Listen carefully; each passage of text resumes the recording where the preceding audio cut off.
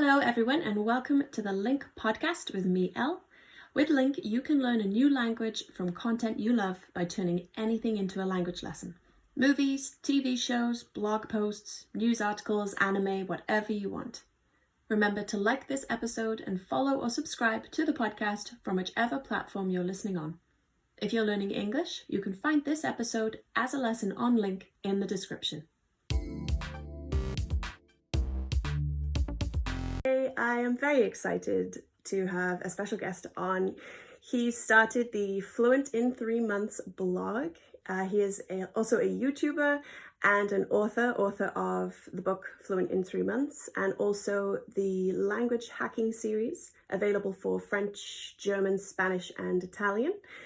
I am joined today by Benny Lewis, aka Benny the Irish Polyglot. Benny, how are you? I'm very good. Thank you so much for having me. It's great to be here. Excellent. Thank you for coming on. Really appreciate it. So to start off, tell us where you are in the world right now. You're not in New York anymore, right? No, I currently live in Austin, Texas.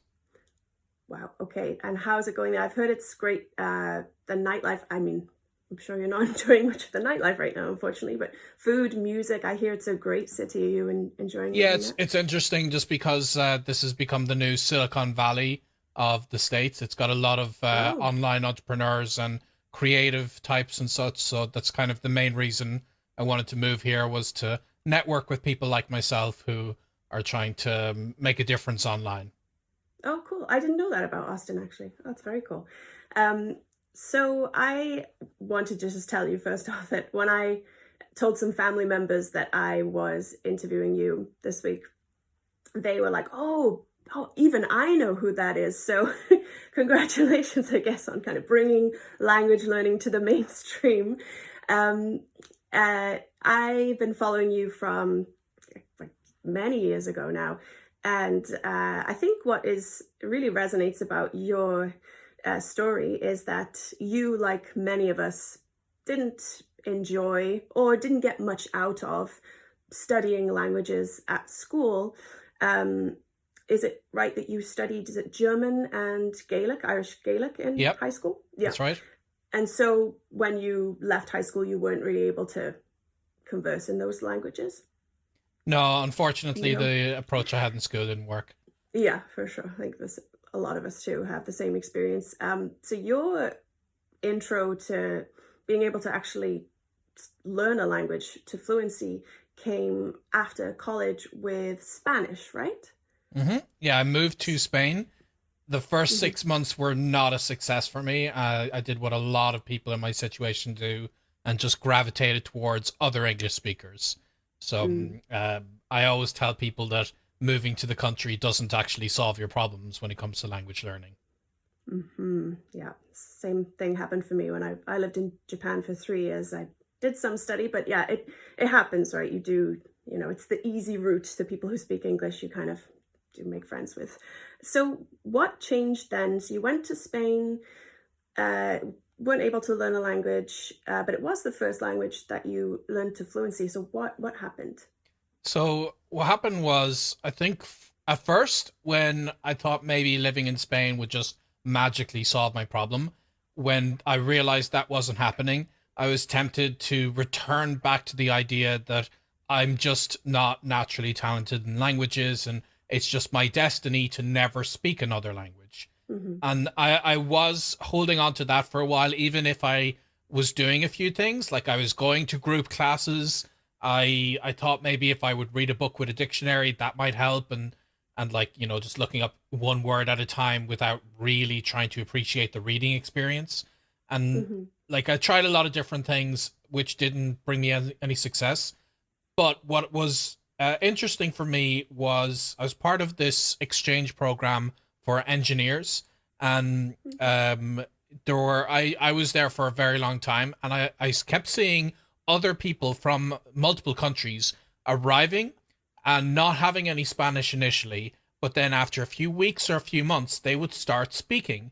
And so it really challenged my belief that, I'm an engineer, so I'm a technically minded person, and if there's some left brain, right brain stuff happening, then that's the reason I can't speak the language. And I kept seeing evidence to the contrary of new arrivals who arrived with no Spanish, but then eventually they eventually developed the ability to have conversations.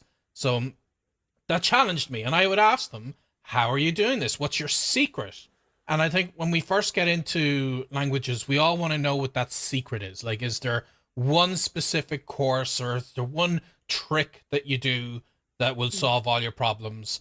And I wanted to hear that. I imagined they would tell me something like, when I sleep, I have this audio playing in the background and I'm magically fluent because of that. And it took a while for it to really sink in. That what was different was that they were truly using the language. I was just studying the language. I wasn't having any real experiences in it.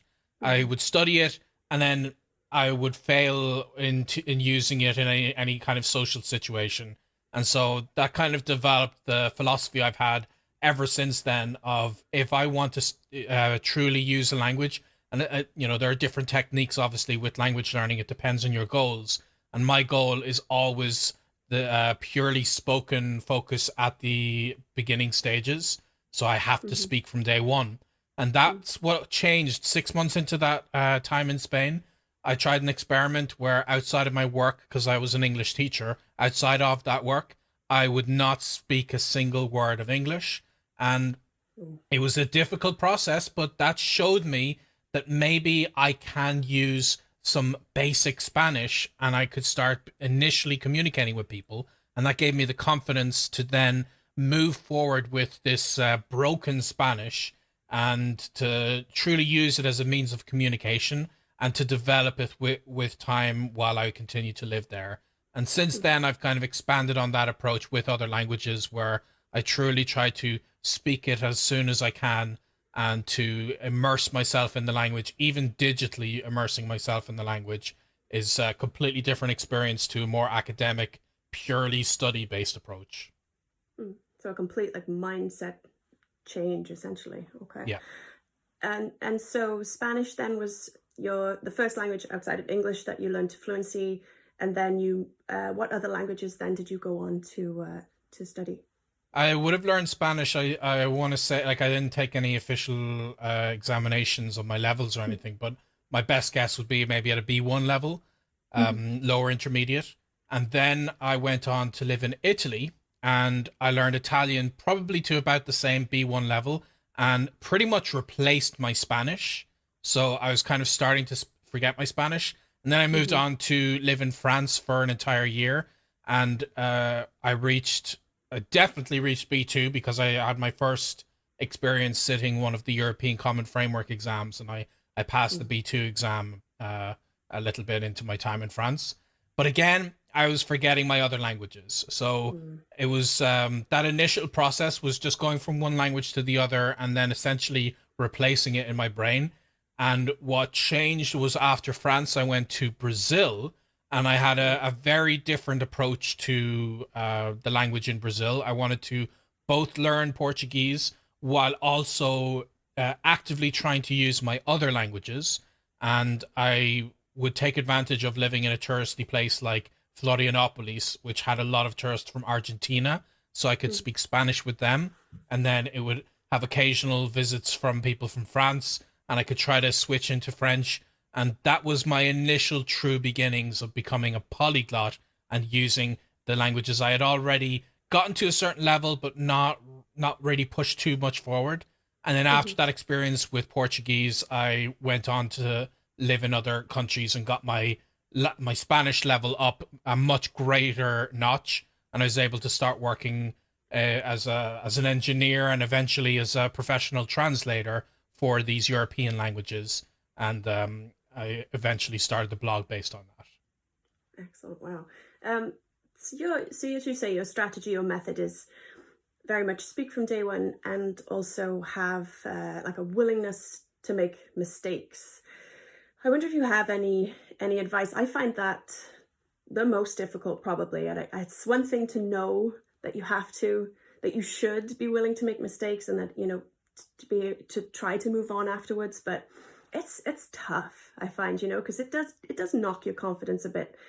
Do you have any advice for anyone who is struggling with that, coming back after, making those mistakes Yeah, often? it's tricky because one thing I've noticed with a lot of language learners is a lot of them go into this with a very perfectionist mindset.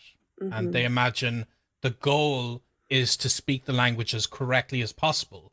And I think ultimately that can be the goal. Like if you want to sit a C2 exam or something, then, maybe a few years from now, then speaking the language with next to no mistakes can be something you can aspire to.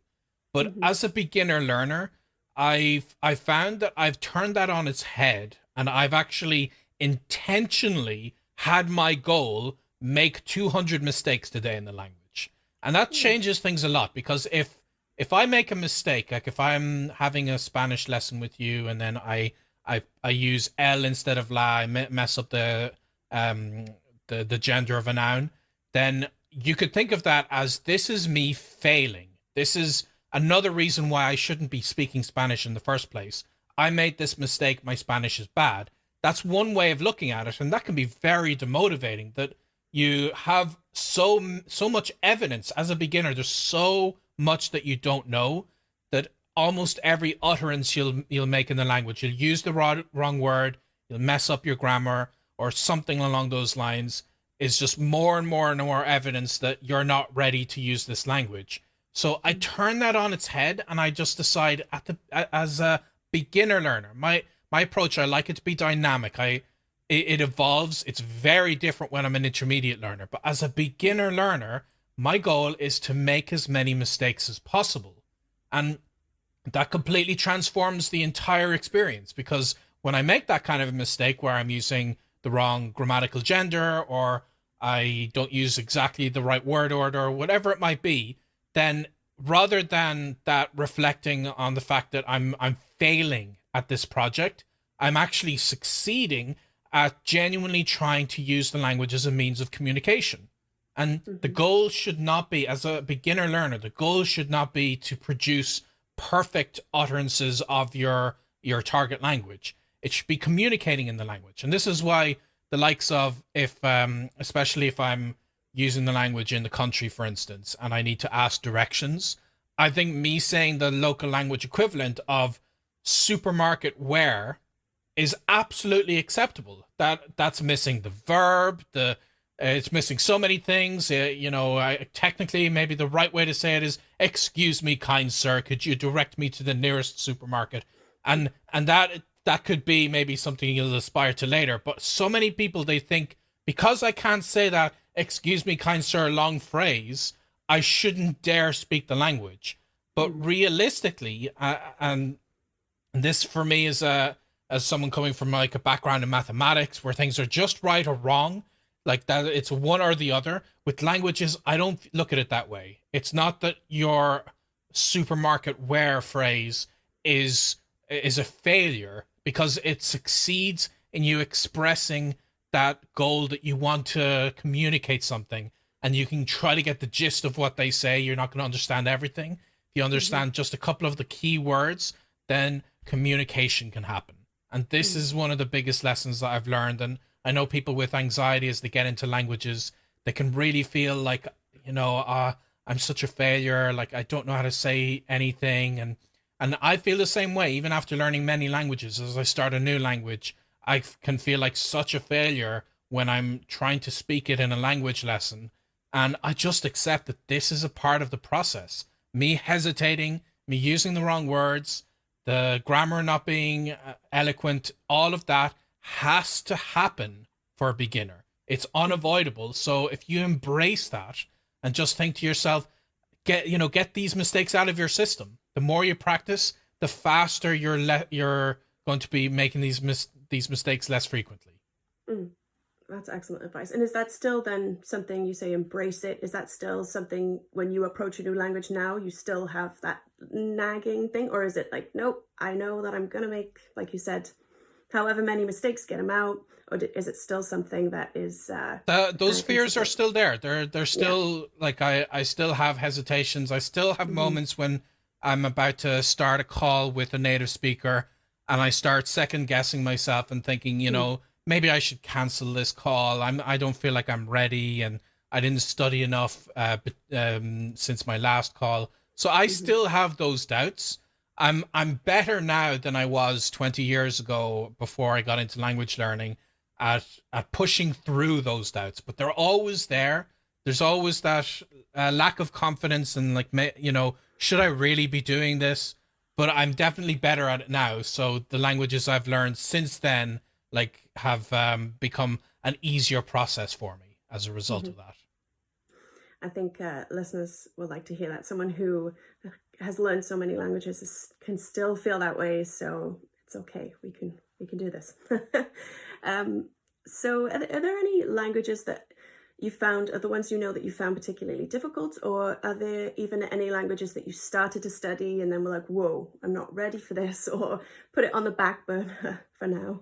It's a very interesting question, and a lot of people are always curious. What's the hardest language you've ever learned? Mm. And I have a completely different philosophy when I look at my languages like this.